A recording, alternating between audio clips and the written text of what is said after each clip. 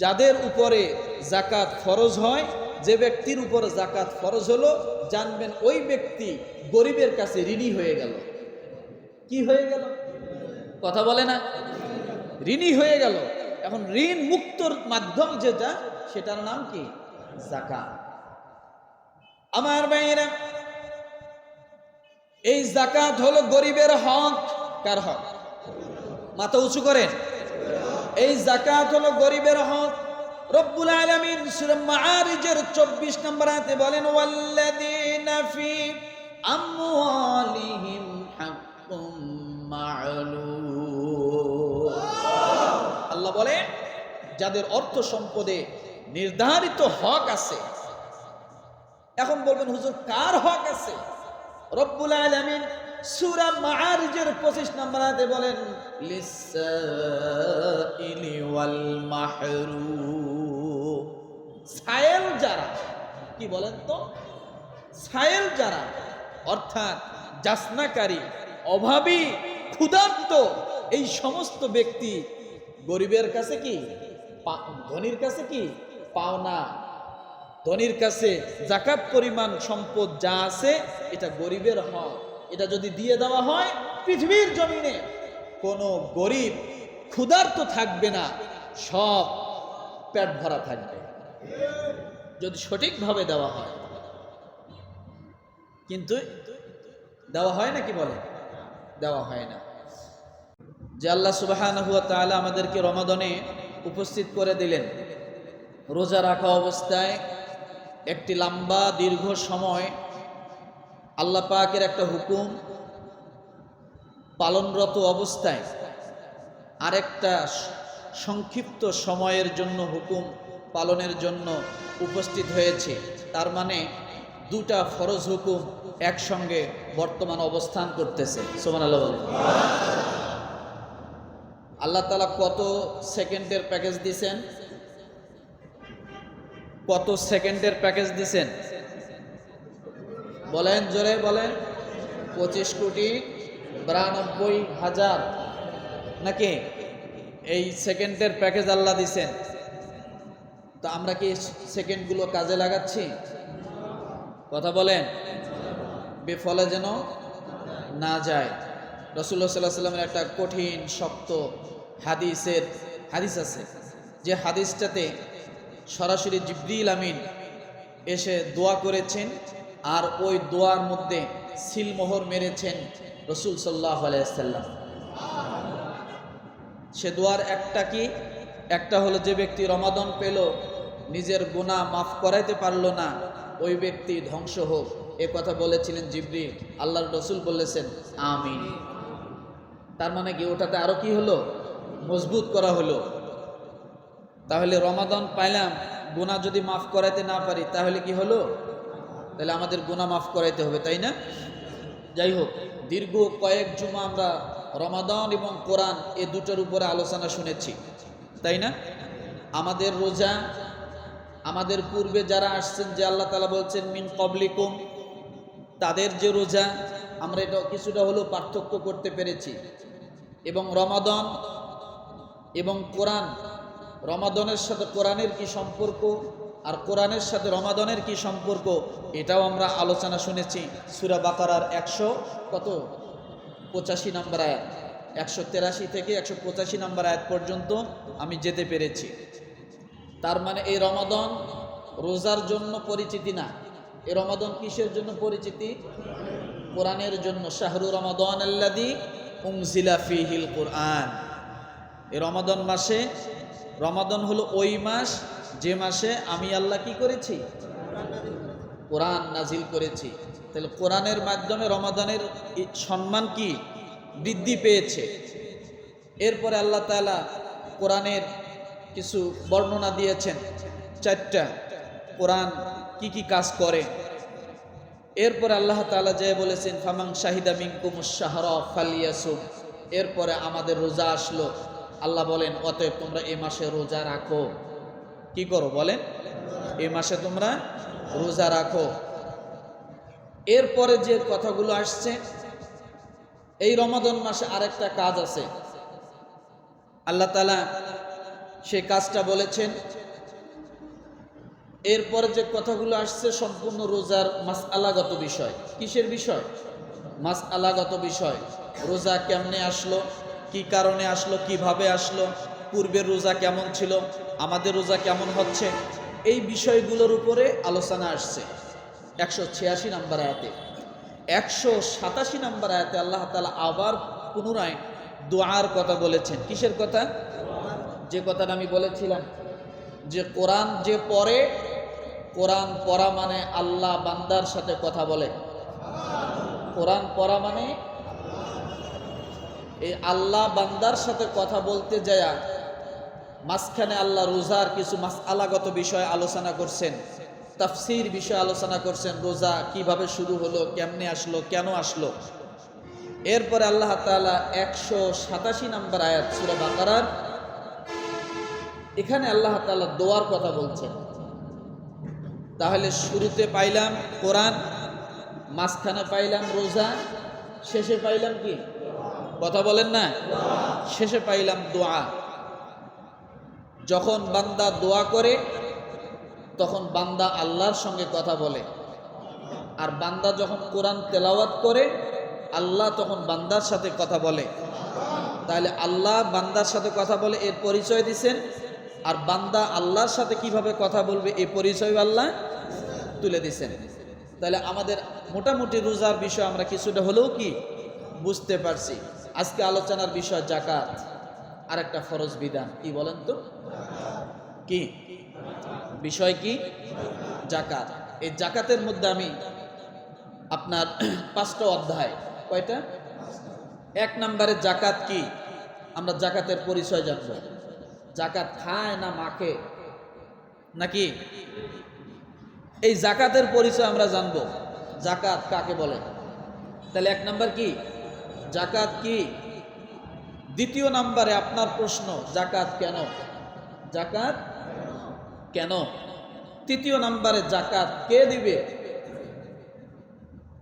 3য় নম্বর কি? যাকাত কে দিবে? 4র্থ নম্বরে যাকাত কি দিবে? কে দিবে? কি দিবে? 5ম নম্বরে যাকাত কাকে দিবে? কয়টা বিষয়? 1 নম্বর যাকাত কি, যাকাত কেন, যাকাত কে দিবে, যাকাত কি দিবে, যাকাত কাকে দিবে। যদি আমরা এই 5টা বিষয় জানি তাহলে মোটামুটি যাকাত সম্পর্কে একটা ধারণা আমাদের কি আসবে। আলহামদুলিল্লাহ বলেন। আল্লাহ সুবহানাহু ওয়া তাআলা মুত্তাকির গুণ বর্ণনা করতে যায় কোরআনুল কারীমের শুরুতেই আল্লাহ তাআলা কয়েকটা গুণের কথা বলছেন।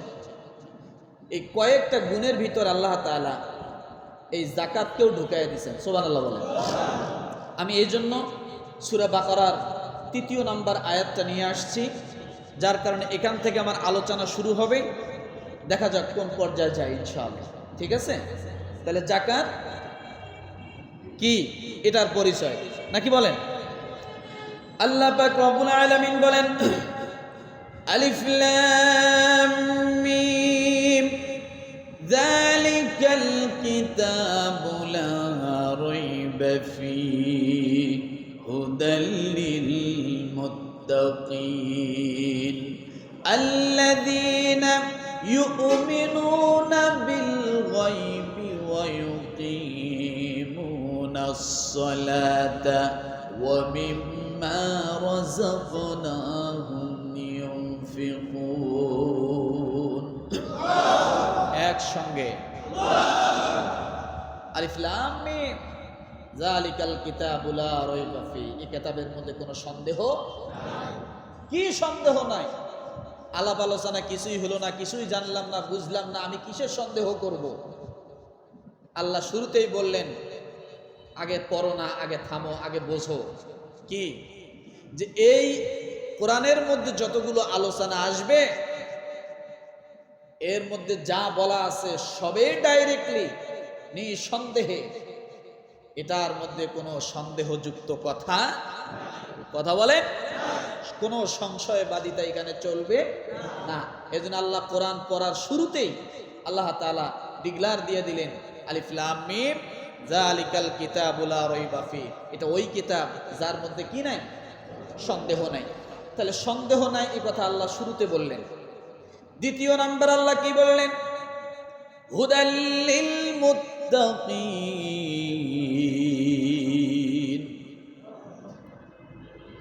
দ্বিতীয় নাম্বার আল্লাহ কি বললেন? হুদাল লিল মুত্তাকিন, এই কিতাব মুত্তাকিদের জন্য হেদায়েত। এখন আপনি যদি প্রশ্ন করেন আল্লাহ, বুঝলাম মুত্তাকির জন্য হেদায়েত, মুত্তাকির কাজ কি, মুত্তাকির কি কি কোয়ালিটি হবে, মুত্তাকির বায়োডাটা কি, মুত্তাকির পরিচয় কি, কোন কাজের গুণে গুণান্বিত থাকলে ব্যক্তিকে আমি মুত্তাকি বুঝবো? আল্লাহ তৃতীয় নম্বরে বলেন আল্লাযীনা ইউমিনুনা বিল গায়বি ওয়া ইউকিমুনাস সালাতা ওয়া মিম্মা রাযাকনাহুম ইউনফিকুন। জোরে জোরে আল্লাহ বলে, বান্দা মুত্তাকি চেনো না? মুত্তাকির বায়োডাটা চাচ্ছ? তার প্রথম নাম্বারে 3টা কোয়ালিটি থাকবে। সুবহানাল্লাহ বলে। কয়টা? সূরা বাকারার 3 নম্বর আয়াত, আল্লাযীনা ইউমিনুনা বিল গায়ব, সে গায়বের প্রতি ঈমান আনবে, অদৃশ্যের প্রতি ঈমান আনবে। সেটা অদৃশ্যের অনেক কিছু হতে পারে যা আমি দেখি না, সেটা যে আল্লাহর সৃষ্টি এটা আমাকে বিশ্বাস করতে হবে। আমি যে সবেই দেখবো এটার কোনো অর্থ নাই। বাতাস আমি দেখি না, কিন্তু বাতাস আল্লাহর সৃষ্টি, এটাকে আমাকে বিশ্বাস করতেই হবে। আমি যে আল্লাহকে দেখি না, কিন্তু আল্লাহ আছে, এটা আমাকে বিশ্বাস করতে হবে। তাহলে মুত্তাকির কয় কোয়ালিটির কথা এখানে বলা হয়েছে? 3 কোয়ালিটি। প্রথম নাম্বার কোয়ালিটি হলো মুত্তাকি গায়বের প্রতি কি করবে? বিশ্বাস রাখবে যে আমি যা দেখি, আমি যা দেখি না, সবই আল্লাহর সৃষ্টি। এরপর রব্বুল আলামিন দ্বিতীয় নাম্বার কোয়ালিটির কথা বললেন, ওয়া ইউকিমুনাস সালাত। আল্লাহ বলে, বান্দারে, কোন মানুষ যদি মুত্তাকি হতে চায়, মুত্তাকি দাবি করে, তোমরা তাকে মাপজোক করো, কি করো, তোমরা তাকে মাপে নাও, তোমরা তাকে স্কেল দিয়ে মাপো। এই স্কেলের নাম হলো সালাত, এই স্কেলের নাম হলো নামাজ। যদি কোনো ব্যক্তি নামাজ পড়ে আর যদি সে বলে আমি মুত্তাকি, কিছুটা বিশ্বাস করা যায়। কিন্তু যে ব্যক্তি নামাজ পড়ে না, সে যদি তামাম জিন্দিগি যদি মাইক দিয়ে গলা ফাটায় বলে আমি মুত্তাকি, আল্লাহ বলে খবরদার তোমরা এটা বিশ্বাস করো না। নামাজি হলে ধারণা করা যায় সে কি মুত্তাকি, আর বেনামাজি হলে কোনো ধারণা না, নিঃসন্দেহে সে মুত্তাকি নয়, মুনাফিক। সে কি? এখন বলবেন হুজুর নামাজ তো পড়ে, সঠিকভাবে পড়ে না। বলি মুসলমান, কার নামাজ কবুল হবে, কার নামাজ কবুল হবে না, এটা আল্লাহ পাক ভালো জানেন। কিন্তু আপনাকে যদি একেবারে মসজিদের দিকে যাওয়া আসা করতে না দেখা যায়, নামাজের জন্য দাঁড়ানো না দেখা যায়, আপনি যদি বলেন আমি ঈমানদার, আল্লাহ বলো মিথ্যুক। কি ও কি? মিথ্যুক। এরপর রব্বুল আলামিন তৃতীয় নাম্বার কোয়ালিটি বলেন, ওয়া মিম্মা রাযাকনাহুম ইউনফিকুন।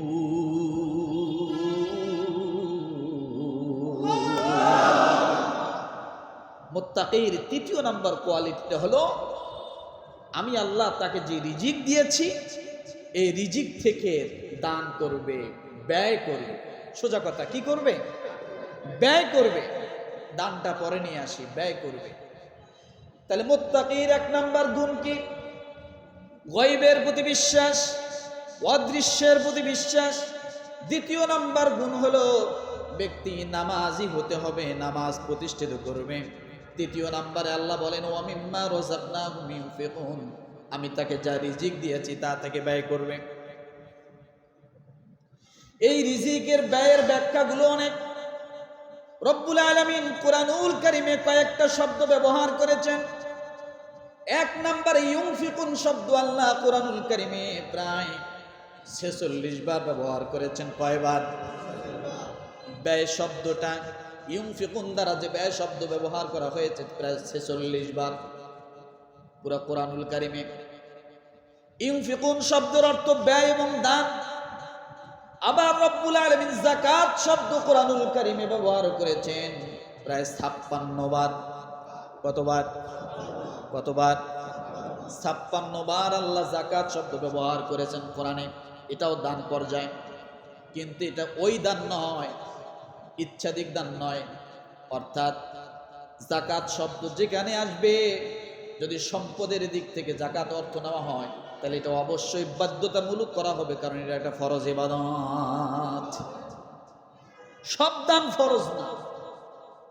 ইউনফিকুন এমন একটা শব্দ, আল্লাহ যে সূরা বাকারা 3 নম্বর গুণটা বলছেন, ইউনফিকুন এমন একটা শব্দ, এই ইউনফিকুনের ভিতরে যাকাত আছে। কি আছে? আবার ইউনফিকুনের ভিতরে সাদকা আছে। কি আছে বলে? আল্লাহ এখানে নিউজ ব্যবহার করেছেন, এখানে হেডলাইন ব্যবহার করেছেন, কিন্তু বিস্তারিত আল্লাহ কি কোরআনের বিভিন্ন জায়গায় অন্য অন্য শব্দ ব্যবহার করেছেন। ইউনফিকুনটা হলো নিউজ, এটা হেডলাইন, এটা তো সব পাবেন না, শুধু আল্লাহ ব্যয়ের কথা বলছেন। এখন ব্যয়ের ধরন, চ্যাপ্টার, ভাগ আল্লাহ তাআলা কোরআনে বিভিন্ন জায়গায় বলেছেন। যেমন রব্বুল আলামিন সাদাকা শব্দ ব্যবহার করেছেন কোরআনুল কারিমে 144 বার। কত? তাহলে আমরা জানি সদকা মানে কি? কি? দান করা। যাকাত মানে কি? দান করা। ইউনফিকুন শব্দের অর্থ হলো দান করা, কিন্তু রব্বুল আলামিন ইউনফিকুন শব্দ আল্লাহ ব্যয় বলেছেন। এখানে ব্যয়ের ভিতর দিয়ে ঢুকায় দিয়ে, অর্থাৎ আপনার থেকে যেটা হস্তগত হয়ে যাবে সেটাই ব্যয়। সেটা কি? সেটা ব্যয়। এই জন্য রব্বুল আলামিন বলেন, আল্লাযীনা ইউমিনুনা বিল গায়বি ওয়া ইউকিমুনাস সালাতা ওয়া মিম্মা রাযাকনাহুম ইউনফিকুন। আল্লাহ ইউনফিকুন শব্দ ব্যবহার করে দুনিয়ার মানুষকে জানায় দিচ্ছেন, বান্দারে তোমার এমন সময় হয়ে যাবে, এমন পরিস্থিতি হয়ে যাবে, তোমাকে ফরজ দান অর্থাৎ যাকাত আদায় করতে হবে। এমন পরিস্থিতি হয়ে যাবে, তোমার এমন সিচুয়েশন হবে, সাধারণ দান তোমাকে করতে হবে। এমন সিচুয়েশন হবে, তোমার আপদ বিপদে বালা মুসিবত থেকে মুক্ত হওয়ার জন্য সদকাও করতে হবে। কি করতে হবে? তাহলে দানের পার্থক্য আছে কিনা? ফরজ, সুন্নাহ এবং নফল। ফরজ কোন দান? এটাকে দান বলে না, এটাকে ঋণ পরিশোধ করা বলে। ফরজ হলো ওইটা যেটার নাম হলো যাকাত। কি বলেন তো? যেটার নাম কি? যাকাত।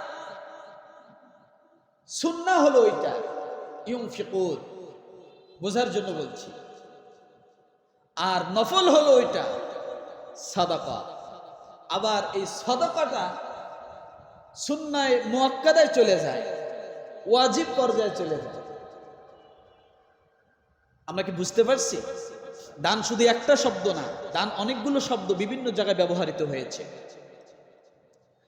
এই জন্য রব্বুল আলামিন কুরআনুল কারীমে যাকাত শব্দ ব্যবহার করতে যে আল্লাহ বলেন, সূরা বাকারা 43 নম্বর আয়াত আল্লাহ বলেন, ওয়াকিমুস সালাতা ওয়া আতুজ যাকাতা ওয়ারকাউ মা'আর রাকিঈন। রব্বুল আলামিন বলেন, তোমরা সালাত কায়েম করো, যাকাত আদায় করো এবং রুকুকারীদের সঙ্গে রুকু করো। তাইলে আল্লাহর হুকুম পাওয়া গেল কিনা? সালাত কায়েম করো, কার হুকুম? হুকুম কে করতেছে? যাকাত আদায় করো, কার হুকুম? এরপর আল্লাহ বলেন রুকুকারীদের সঙ্গে তোমরা রুকু করো, অর্থাৎ জামাতের সাথে নামাজ। রুকুকারীদের সঙ্গে কি করো? রুকু করো। তাহলে যাকাত যে আল্লাহর হুকুম, এটা আমরা পাইলাম, কথা ঠিক না? এখন কথা হলো যাকাতটা কি? যাকাতটা হলো ওই জিনিস যা একটা ব্রিজের মতো, একটা সেতু। এপারে বড়লোক, এপারে ধনী, ওই পারে কি গরিব। ধনী এবং গরিবের সঙ্গে যদি যোগাযোগ করতে চায়, ইসলামী শরিয়া মোতাবেক অর্থ সমাজের দিক থেকে যাকাতের মাধ্যমে, যাকাত নামক ব্রিজের মাধ্যমে এপারে ধনী ওপারে গরিবের সঙ্গে যা মিলিত হবে। এখন যাকাতটা একটা ব্রিজের মতো পাইলাম, ধনী এবং গরিবের মিলিত হওয়ার মাঝখানে যে মাধ্যম, সেটার নাম কি? যাকাত। আবার যাকাতটা হলো একটা সাবানের মতো। কিসের মতো? জোরে বলে। যাকাত হলো সাবানের মতো। বলে কেমন সাবানের মতো? স্বাভাবিকভাবে বুঝাচ্ছি আমি। যাকাতের দ্বারা মানুষ পবিত্র হয়। সুবহানাল্লাহ বলেন। যাকাতের দ্বারা কি হয়? মানুষ পবিত্র হয়, অর্থাৎ মানুষের কলব পবিত্র হয়, এবং যাকাতের দ্বারা সম্পদ পবিত্র হয়। আল্লাহ পাক রব্বুল আলামিন সূরা তাওবা আয়াত নাম্বার 103 রব্বুল আলামিন ডাক দিয়ে বলেন, খুদ মিন আমওয়ালিহিম সাদাকাতান তুতাহহিরুহুম ওয়া তুযাক্কিহিম বিহা ওয়া সাল্লি আলাইহিম ইন্না সালাতাকা সাকানুন লাহুম ওয়াল্লাহু সামিউন আলীম। কোন সূরা? কত নম্বর আয়াত? 103। যাকাতটা যে সাবানের মতো, এর প্রমাণ কি? যাকাতের দ্বারা যে মানুষ পবিত্র হয়, সম্পদ পবিত্র হয়, এর প্রমাণ কি? আল্লাহ পাক রব্বুল আলামিন বলেন, তাদের সম্পদ থেকে সদকা গ্রহণ করো, যার মাধ্যমে তুমি তাদেরকে পবিত্র করবে। কিসের মাধ্যমে? যাকাতের মাধ্যমে মানুষ কি হবে? কথা বলে না? যাকাতের মাধ্যমে মানুষ পবিত্র হবে। এরপরে রব্বুল আলামিন বলেন, ইন্নাস সালাতা সাকানুল লাহুম। আল্লাহ বলেন, তাদের জন্য তুমি বরকতের দোয়া করো। অর্থাৎ যাদের কাছ থেকে যাকাত নিবে, যাকাত নেওয়ার অর্থ হলো মানুষ পবিত্র হবে এবং তার সম্পদগুলো পবিত্র হবে। আর তুমি যদি তাদের জন্য দোয়া করো, আল্লাহ তাআলা তাদেরকে বরকতে ভরপুর করে দেবে। তাহলে একটা জিনিস ভালো করে বোঝেন, যাকাতের দ্বারা কয় জিনিস পবিত্র হয়? কয় জিনিস? কয় জিনিস? ব্যক্তি, সম্পদ। ভালো করে জানবেন, যাকাত ব্যক্তি পবিত্র, সম্পদ পবিত্র। এখানে সম্পদ পবিত্র কথা এবং ব্যক্তি পবিত্র কথা দুইটাই আসছে। সাদাকাতা তুতাহহিরুহুম, এই তুতাহহিরুহুম শব্দের অর্থ হলো ব্যক্তি পবিত্র, ওয়া তুযাক্কিহিম এবং তার সম্পদ পবিত্র। রব্বুল আলামিন আরেক জায়গায় বলেন, রব্বানা ওয়াবআস ফীহিম রাসূলাম মিনহুম ইয়াতলু আলাইহিম আয়াতিকা ওয়া ইউআল্লিমুহুমুল কিতাবা ওয়াল হিকমাতা ওয়া ইউযাক্কিহিম ইন্নাকা আনতাল আজিজুল হাকীম। রসুলকে যে আল্লাহ দুনিয়াতে পাঠাইছেন, চারটে উদ্দেশ্য। সুবহানাল্লাহ। নবীকে আল্লাহ তাআলা যে দুনিয়াতে পাঠাইছেন, উদ্দেশ্য কয়টা? রব্বানা ওয়াবআস ফীহিম রাসূলাম মিনহুম ইয়াতলু আলাইহিম। এক নাম্বার উদ্দেশ্য হলো যে রসুলকে আপনি দুনিয়াতে পাঠাইবেন। এটা কিন্তু ইব্রাহিম আলাইহিস সালামের দোয়া। তার দোয়া। কাবা ঘর যখন নির্মাণ করতেছিলেন, নির্মাণ করে আমাদের মিস্ত্রিরা বিভিন্ন গান গায়, আছে না? আর ইব্রাহিম আলাইহিস সালাম কাবা ঘরে একটা করে পাথর রাখে আর দোয়া করে। সুবহানাল্লাহ বলে। ইব্রাহিম আলাইহিস সালাম কি দোয়া করতেছে? আল্লাহ, আমার পরে আমার প্রজন্ম যারা আসবে তাদের মধ্যে এমন একজন রসুল পাঠাও যিনি তোমার কোরআন তেলাওয়াত করে করে মানুষকে শোনাবে। এক নাম্বার কাজ। কি করে শোনাবে? সূরা বাকারা সম্ভবত 124-25 ভিতরে পাইবেন। মানুষকে কোরআন তেলাওয়াত করে শোনাবে, 1 নাম্বার কাজ। ওয়ায়ুযাক্কিহিম, মানুষকে পবিত্র করবে। কি করবে? মানুষকে কি করবে? পবিত্র করবে। ওয়ায়ুআল্লিমুহুমুল কিতাব, কিতাবের শিক্ষা দিবে, কোরআনের জ্ঞান শিক্ষা দিবে। ওয়াল হিকমা, হিকমার শিক্ষা দিবে, অর্থাৎ সুন্নাহর শিক্ষা দিবে। হিকমা ওই জিনিস, এদিকে আইন ওদিকে আইন, মধ্যম পন্থায় যে কাজটা হয় সেটার নাম কি? হিকমা। দুইজনে ঝগড়া লাগে না, মাঝখানে একজন থেকে ওই দুইজনের ঝগড়া মিটাইতে হয়, তাই না? এই মাঝখানে যিনি, তিনি কি? তিনি হিকমা। কারণ নিজেরা নিজেরা তো ঝগড়া মিটানো যায় না, মাঝখানে একজন রেফারি লাগে, তার মাধ্যমে ঝগড়া মিটবে। তো এখানে যে ওয়ায়ুযাক্কিহিম বলা হয়েছে, মানুষকে পবিত্র করবে। সুবহানাল্লাহ বলেন। তাহলে যাকাত কি বলেন তো? যাকাত হলো সম্পদ এবং মানুষকে পবিত্র করার মাধ্যম। এটার নাম হলো কি? যাকাত। যাকাতের আরেকটা অর্থ, যাকাতের অর্থ হলো 1 নম্বরে পবিত্র করা, পরিশুদ্ধ করা। এবং যাকাতের আরেকটা অর্থ হলো যাকাত যেখানে বৃদ্ধি হয় সেখানে। সুবহানাল্লাহ বলেন। যাকাত যেখানে বৃদ্ধি হয় কি? যাকাত নাই যেখানে, বৃদ্ধি নাই সেখানে। আমার ভাইয়েরা, এরপরে যাকাতটা কি আপনি যদি আবারও বুঝতে চান, 2 নম্বরে যাকাত হলো মানব জাতির আর্থ সামাজিক কল্যাণের জন্য। এই জন্য হলো যাকাত, যে মানুষের জন্য অর্থ দিক থেকে, সম্পদের দিক থেকে, সামাজিকতার মাধ্যমে ধনী গরিব যেন সমান হয়। এই জন্য আল্লাহ তাআলা যাকাতের বিধান দিয়েছেন, যে একদল শুধু ধনী হবে আর একদল ফকির হইতে হইতে ভিক্ষার জোলা ঘাড়ে নিবে, এটা যেন না হয়। এই দুইয়ের মাঝখানে সমতা বজায় রাখে যে জিনিসের মাধ্যমে, সেটার নাম হলো যাকাত। সেটার নাম কি? যাকাত। অর্থাৎ দাড়ি পাল্লার মতো, এদিকে পাল্লা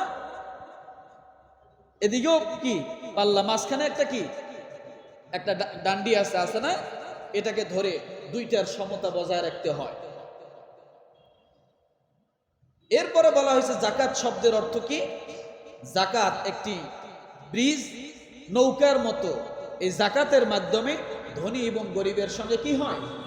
সাক্ষাৎ হয়। এরপরে বলা হয়েছে 4 নম্বরে, যাকাত গরিব মুসলমানের স্বাবলম্বী হওয়ার অর্থ ব্যবস্থার নাম হলো যাকাত। একমাত্র যাকাতের মাধ্যমে গরিব মুসলমানরা কি হবে? স্বাবলম্বী হবে। এছাড়া আর স্বাবলম্বী হওয়ার অন্য কোনো পথ নাই।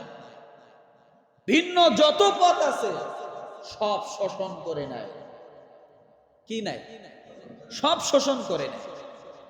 5 নম্বরে, ধনী গরিবের কাছে ঋণ মুক্তির মাধ্যমের নাম হলো যাকাত। ধনী গরিবের কাছে ঋণ মুক্তির মাধ্যমটার নাম কি? যাকাত। যাদের উপরে যাকাত ফরজ হয়, যে ব্যক্তির উপরে যাকাত ফরজ হলো, জানবেন ওই ব্যক্তি গরিবের কাছে ঋণী হয়ে গেল। কি হয়ে গেল? কথা বলে না? ঋণী হয়ে গেল। এখন ঋণ মুক্তর মাধ্যম যেটা, সেটার নাম কি? যাকাত। আমার ভাইয়েরা, এই যাকাত হলো গরিবের হক। কার হক? মাথা উঁচু করেন। এই যাকাত হলো গরিবের হক। রব্বুল আলামিন সূরা মাআরিজের 24 নম্বর আয়াতে বলেন, ওয়াল্লাযীনা ফি আমওয়ালিহিম হাক্কুম মা'লুম। আল্লাহ বলে, যাদের অর্থ সম্পদে নির্ধারিত হক আছে। এখন বলবেন, হুজুর কার হক আছে? রব্বুল আলামিন সূরা মাআরিজের 25 নম্বর আয়াতে বলেন লিসাইলি ওয়াল মাহরুম, সায়েল যারা, কি বলেন তো, সায়েল যারা অর্থাৎ যাচনাকারী, অভাবী, ক্ষুধার্ত, এই সমস্ত ব্যক্তি গরিবের কাছে কি, ধনীর কাছে কি পাওনা, ধনীর কাছে যাকাত পরিমাণ সম্পদ যা আছে এটা গরিবের হয়। এটা যদি দিয়ে দেওয়া হয়, পৃথিবীর জমিনে কোনো গরিব ক্ষুধার্ত থাকবে না, সব পেট ভরা থাকবে যদি সঠিকভাবে দেওয়া হয়।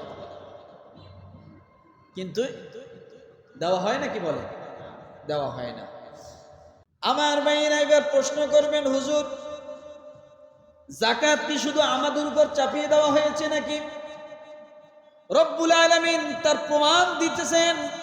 যেমন আল্লাহ রোজার কথা বলেছিলেন, শুধু তোমাদেরকে আমি আল্লাহ সিয়াম দেই নাই, তোমাদের পূর্বে যারা এসেছিল আমি আল্লাহ তাদেরকেও সিয়াম দিয়েছিলাম, কথা ঠিক কিনা? আল্লাহ তাআলা তেমন একটা উদাহরণ দিচ্ছেন, বান্দারে তোমার মনের ভিতরে প্রশ্ন আসতে পারে, এই যাকাত কি শুধু আখেরি নবীর উম্মতের জন্য দেওয়া হলো নাকি আমাদের উপর চাপিয়ে দেওয়া হলো? কেন আমরা গরিবকে দিব? আল্লাহ বলেন শুধু আখেরি নবী নয়, আখেরি নবী দুনিয়ার জমিনে আসার হাজার হাজার বছর আগে আমি আল্লাহ যাকাতকে ফরজ করেছিলাম। যাকাত আগে থেকে ফরজ। প্রমাণ কি? আল্লাহ পাক রব্বুল আলামিন বলেন ওয়াজআলনাহুম আইম্মাতান ইয়াহদুনা বিআমরিনা ওয়া আওহাইনা ইলাইহিম ফি'লাল খায়রাত ওয়া ইকামাস সালাতি ওয়া ইতাইজ যাকাতি ওয়া কানু লানা আবিদিন। সূরা আম্বিয়া আয়াত নাম্বার 73। কত?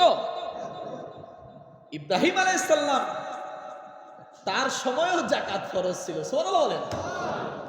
কি ছিল? ইব্রাহিম আলাইহিস সালাম তার সময় যাকাত ফরজ ছিল। রাসূল সাল্লাল্লাহু আলাইহি সাল্লাম থেকে প্রায় 2500 বছর আগে ইব্রাহিম আলাইহিস সালাম আসছিলেন। ইব্রাহিম আলাইহিস সালামের থেকে 2500 বছর পরে আমাদের রাসূল আসছিলেন, তারও বেশি হবে। তাহলে রসুল আসার যদি 2500 বছর আগে যাকাত ফরজ হয়, তাহলে বুঝতে হবে যাকাতটা কত প্রয়োজনীয়, কত কার্যকরী।